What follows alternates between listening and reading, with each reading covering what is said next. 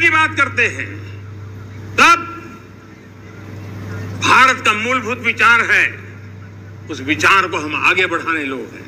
और मुझे खुशी है कि आज अमेरिकी संसद के भी कई चुने हुए गणमान्य प्रतिनिधि भी आज हमारे 15 अगस्त के इस अवसर में हमारे बीच में मौजूद है। भारत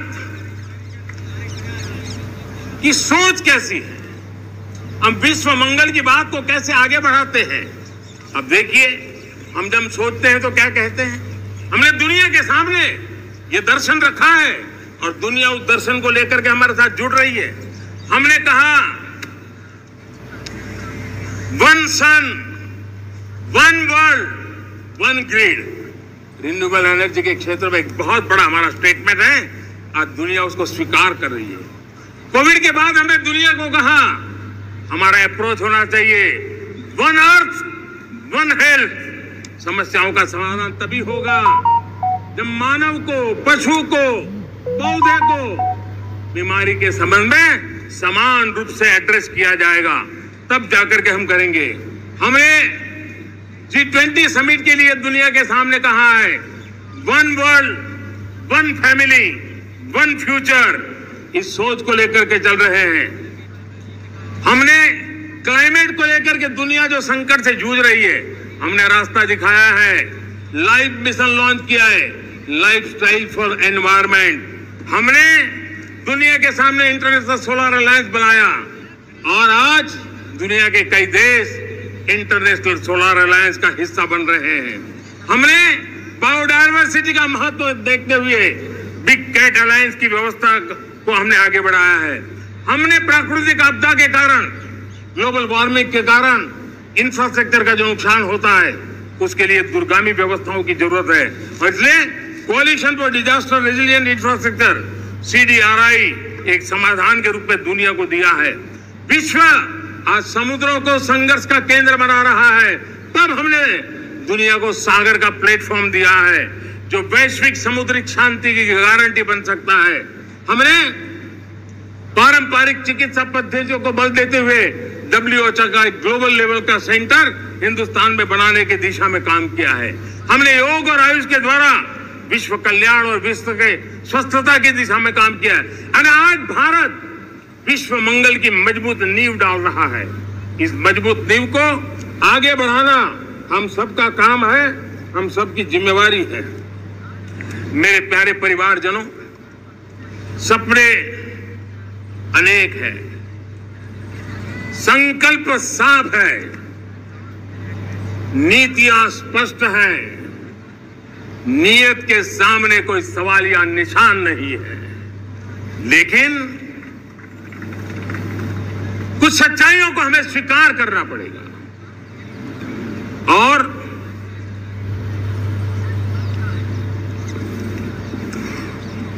उसके समाधान के लिए मेरे प्रिय परिवारजनों, मैं आज लाल किले से आपकी मदद मांगने आया हूं। मैं लाल किले से आपके आशीर्वाद मांगने आया हूं, क्योंकि पिछले सालों मैंने देश को जो समझा है, देश की आवश्यकताओं को जो मैंने परखा है और अनुभव के आधार पर मैं कह रहा हूं कि आज गंभीरतापूर्वक उन चीजों को हमें लेना होगा।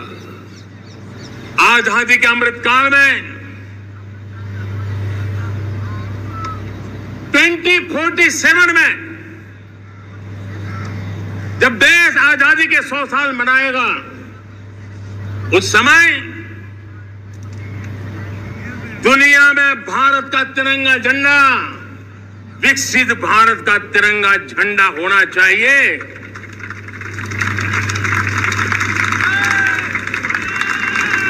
रत्ती भर भी हमें रुकना नहीं है, पीछे नहीं हटना है और इसके लिए शुचिता,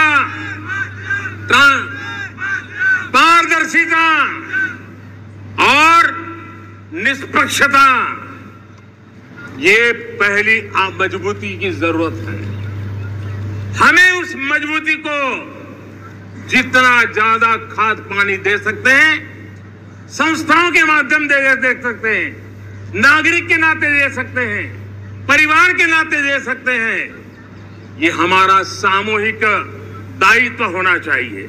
और इसलिए पिछले 75 साल का इतिहास देखिए, भारत के सामर्थ्य में कोई कमी नहीं थी। अरे जो देश कभी सोना की चिड़िया कहा जाता था, वो देश क्यों न फिर से उस सामर्थ्य को लेकर के खड़ा हो सकता है। मेरा अटूट विश्वास है साथियों, मेरे प्रिय परिवारजनों, मेरा अखंड अटूट एक निष्ठ विश्वास है कि 2047 में जब देश आजादी के 100 साल मनाएगा, मेरा देश विकसित भारत बन के रहेगा। और ये मैं मेरे देश के सामर्थ्य के आधार पर कह रहा हूं, मेरे उपलब्ध संसाधनों के आधार पर कह रहा हूं, और सबसे ज्यादा 30 से कम आयु वाली मेरी युवा शक्ति के भरोसे कह रहा हूं, मेरी माताओं बहनों के सामर्थ्य के भरोसे कह रहा हूं। लेकिन उसके सामने अगर कोई रुकावट है, कुछ विकृतियां पिछले 75 साल में ऐसे घर कर गई है, हमारी समाज व्यवस्था का ऐसा हिस्सा बन गई है कि कभी कभी तो हम आंख भी बंद कर देते हैं। अब आंख बंद करने का समय नहीं है। अगर सपनों को सिद्ध करना है, संकल्प को पार करना है, तो हमें ये आंख में चोली बंद करके, आंख में आंख मिला करके 3 बुराइयों से लड़ना बहुत समय की मांग है। हमारे देश की सारी समस्याओं की जड़ में भ्रष्टाचार ने दिमक की तरह देश की सारी व्यवस्थाओं को, देश के सामर्थ्य को पूरी तरह नोच लिया। भ्रष्टाचार से मुक्ति, भ्रष्टाचार के खिलाफ जंग हर इकाई में, हर क्षेत्र में। और मैं देशवासियों, मेरे प्रिय परिवारजनों, ये मोदी के जीवन का कमिटमेंट है, ये मेरे व्यक्तित्व का एक कमिटमेंट है कि मैं भ्रष्टाचार के खिलाफ लड़ाई लड़ता रहूंगा। दूसरा, हमारे देश को नोच लिया है परिवारवाद ने। इस परिवारवाद ने देश को जिस प्रकार से जकड़ के रखा है, उसने देश के लोगों का हक छीना है। और तीसरी बुराई तुष्टीकरण की है। ये तुष्टीकरण ने भी देश के मूलभूत चिंतन को, देश के सर्व समावेशक हमारे राष्ट्रीय चरित्र को दाग लगा दिए, तहस नहस कर दिया है इन लोगों ने। और इसलिए मेरे प्यारे देशवासियों, इसलिए मेरे प्यारे परिवारजनों, हमें इन 3 बुराइयों के खिलाफ पूरे सामर्थ्य के साथ लड़ना है। भ्रष्टाचार, परिवारवाद, तुष्टीकरण, ये चुनौतियां हमारे ऐसी चीजें पनपी है जो हमारे देश के लोगों का जो आकांक्षा है उसका दमन करती है। हमारे देश के कुछ लोगों के पास जो छोटा मोटा सामर्थ्य है उसका शोषण करती है। ये ऐसी चीजें हैं जो हमारे लोगों की आशा आकांक्षाओं को सवाल या निशान में गाड़ देती है। हमारे गरीब हो, हमारे दलित हो, हमारे पिछड़े हो, हमारे पसमानदा हो, हमारे आदिवासी भाई बहन हो, हमारी माताएं बहनें हो, हमने सबने उनके हकों के लिए इन 3 बुराइयों से मुक्ति पानी है। हमें भ्रष्टाचार के खिलाफ एक नफरत का माहौल बनाना है। जैसे गंदगी हमें नफरत पैदा करती है ना, मन में गंदगी पसंद नहीं है, ये सार्वजनिक जीवन की इससे बड़ी कोई गंदगी नहीं हो सकती। और इसलिए हमारे स्वच्छता अभियान को एक नया मोड़ ये भी देना है कि हमें भ्रष्टाचार से मुक्ति पानी है। सरकार टेक्नोलॉजी से भ्रष्टाचार की मुक्ति के लिए बहुत प्रयास कर रही है।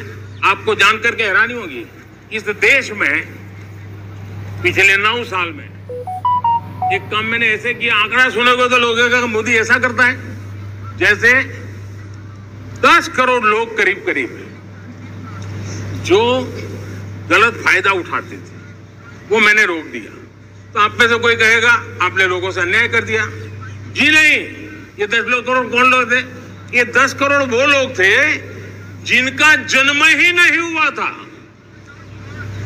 और उनके नाम पर उनके विडो हो जाते थे, वो वृद्ध हो जाते थे, वो दिव्यांग हो जाते थे, फायदे लिए जाते थे। 10 करोड़ ऐसे बेनामी जो चीजें चलती थी उसको रोकने का पवित्र काम, भ्रष्टाचारियों की संपत्ति जो हमने जब्त की है ना, वो पहले की तुलना में 20 गुना ज्यादा की है। मेरे प्यारे परिवारजनों, ये आपकी कमाई का पैसा लोग लेकर के भागे थे। 20 गुना ज्यादा संपत्ति को जब्त करने का, और इसलिए लोगों की मेरे प्रति नाराजगी होना बहुत स्वाभाविक है। लेकिन मुझे भ्रष्टाचार के खिलाफ की लड़ाई को आगे बढ़ाना है। हमारे सरकारी व्यवस्था ने पहले कैमरा के सामने तो कुछ हो जाता था, लेकिन बाद में चीजें अटक जाती थी। हमने पहले की तुलना में कई गुना ज्यादा अदालत में चार्जशीट की है और अब जमानतें भी नहीं मिलती हैं। वैसी पक्की व्यवस्था को लेकर के हम आगे बढ़ रहे हैं, क्योंकि हम ईमानदारी से भ्रष्टाचार के खिलाफ लड़ रहे हैं।